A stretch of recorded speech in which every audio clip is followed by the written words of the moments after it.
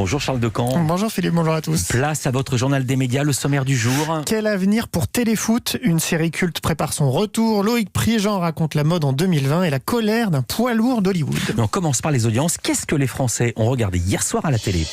C'est France 3 qui est largement leader avec un téléfilm en rediffusion, encore une fois, Le Pont des Oubliés. 4 700 000 téléspectateurs au compteur, soit 19% de part d'audience. C'est quasiment 1 million de plus que lors de sa première diffusion il y a un an. M6 est deuxième avec la deuxième demi-finale de la France à un incroyable talent saison 15.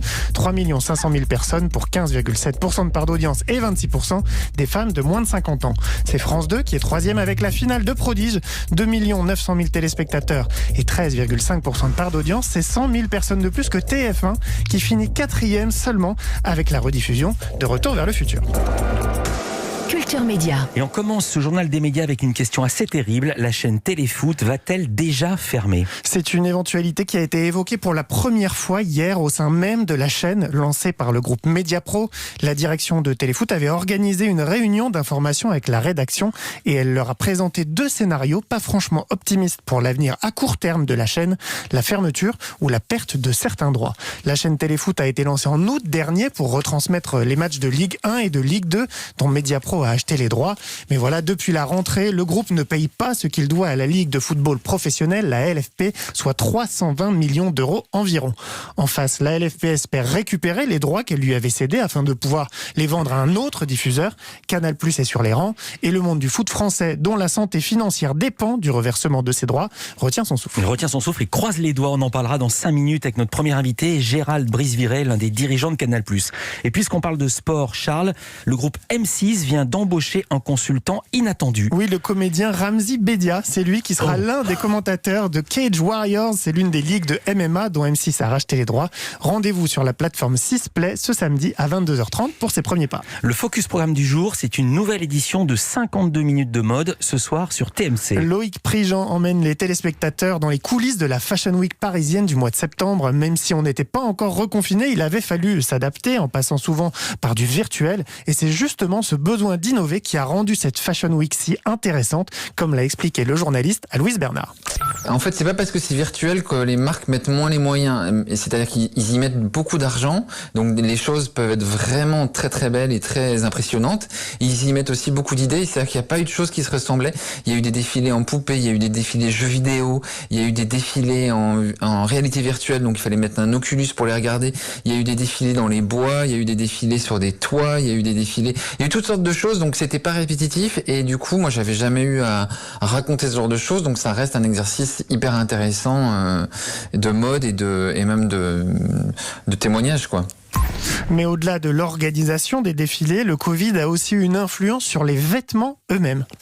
Les vêtements sont moins corsetés, sont plus amples, les matières sont plus, on sent que ils sont plus dans le confort, dans la recherche de confort que dans la recherche d'une ostentation. Même si, bizarrement, les créateurs ont fait vachement de vêtements pour sortir.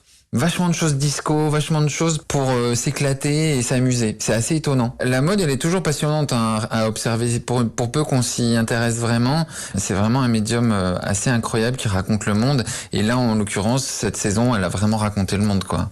C'est-à-dire que nos moments d'optimisme, nos flips, notre déprime, tout ça se retrouve vraiment dans les défilés actuels.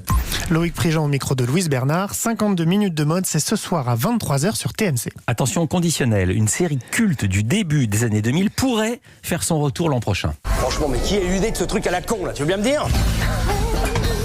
Cette voix, c'est celle de Bruno Solo. Ce générique, c'est celui de Caméra Café qui pourrait donc être ressuscité en 2021. Le conditionnel est important. Bruno Solo, l'un des co-créateurs de la série, a été un peu surpris de voir comment une interview qu'il avait donnée au site belge Télépro avait été reprise hier. Il y évoquait un épisode spécial de Caméra Café. On a parlé avec des gens d'M6, on leur a dit quand Caméra Café était pour la première fois à l'antenne, c'était en septembre 2001. Ce serait quand même marrant de symboliser les 20 ans. Donc on s'est dit ce serait bien de faire un Caméra Café en septembre 2021. Ils nous ont dit pourquoi pas. Et nous, comme on a un petit peu de temps, en ce moment, on a tous beaucoup de temps, les artistes, on s'est mis à l'écriture, à une proposition, en espérant qu'M6 l'accepte. Et si M6 l'accepte, eh bien, ce sera à l'antenne. Mais on n'a encore rien signé, il n'y a rien d'établi, il n'y a rien de gravé dans le marbre. Voilà, Bruno Solo est donc au travail avec Yvan Le Bolloc qui lui donnait la réplique à l'écran et qui a lui aussi co-créé Caméra Café. Il a accepté d'en dire un peu plus sur le projet à Louise Bernard. On est en train de travailler sur l'idée de faire un one-shot. Ce serait ou un 90 minutes ou un 2 x 52 minutes. Ce serait pas pour relancer la série, pas du tout. Caméra Café a disparu depuis 14 ou 15 ans de l'antenne. Donc, effectivement, il s'est passé tellement de choses. Le monde ne cesse de bouger, mais il bouge peut-être de plus en plus vite et de manière de plus en plus impressionnante. Et donc, il va falloir qu'on parle de ça, que nos personnages évoquent ça sans l'avoir montré. Il va falloir qu'on fasse preuve d'imagination. C'est donc pour ça, on va être entre un présent influencé par tout ce qu'on n'a pas vécu pendant 20 ans et qu'on va essayer de montrer au travers de petits sketchs et de situations que j'espère hilarantes. Voilà les explications de Bruno Solo. Si M6 est emballé, on devrait donc pouvoir découvrir en septembre 2021 ce qui est arrivé ces dernières années à Hervé Dumont et Jean-Claude Convenant, les personnages cultes incarnés par Bruno Solo et Yvan Le Bolloc. Le focus média du jour, c'est l'arrivée du Canard enchaîné en numérique. Pour la première fois, vous allez pouvoir acheter l'hebdomadaire au format numérique. Sa première édition en ligne a été publiée dès hier soir à 23h sur le site lecanarenchaîné.fr.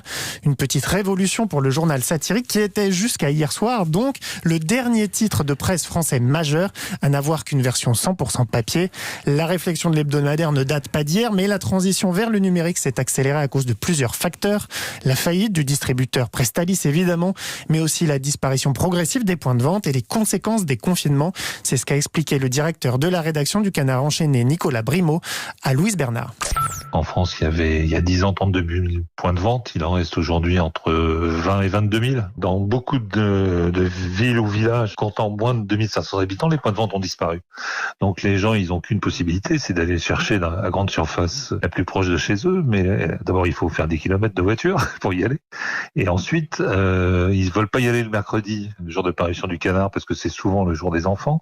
Le samedi, parce que c'est souvent le jour des familles. Donc ils y vont le vendredi. Et après, ils nous écrivent en râlant, en disant mais non, mais moi le Canard, je veux le lire le mercredi. Et puis il y a les relayage qui servent les aéroports et les gares, qui fonctionnent peu pour les gares et absolument pas pour les aéroports. Et donc voilà, le passage au numérique, il devient à ce moment-là une obligation pour nos lecteurs et pour nous-mêmes.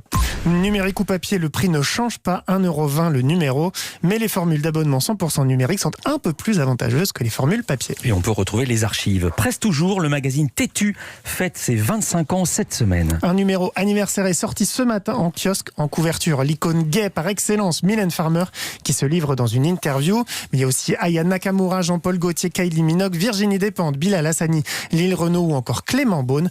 Le secrétaire d'État chargé des affaires européennes, il fait d'ailleurs son coming out. Et puis d'un mot dans ce journal des médias, la colère de Christopher Nolan. Le réalisateur à succès n'a pas mâché ses mots pour critiquer Warner, qui est pourtant le studio qui produit ses films.